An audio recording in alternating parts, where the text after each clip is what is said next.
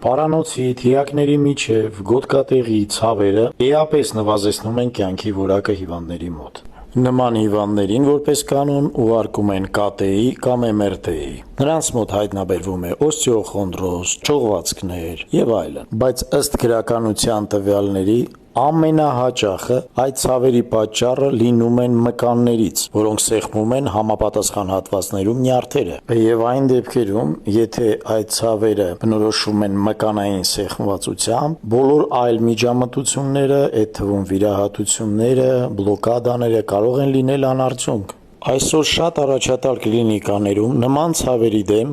կիրառվում է բոտոքսի ներարկումը, որը հանգստացնում է այդ գերլարված մկանները եւ ցավը նվազում է եւ հեռանում է։ Սրսկումից հետո անմիջապես հիվանդը գնում է տուն։ Այս տեսանյութի տակ տեղադրված հեռախոսահամարով կարող է գրանցվել խորհրդատվության եւ բոտոքսի ներարկման համար։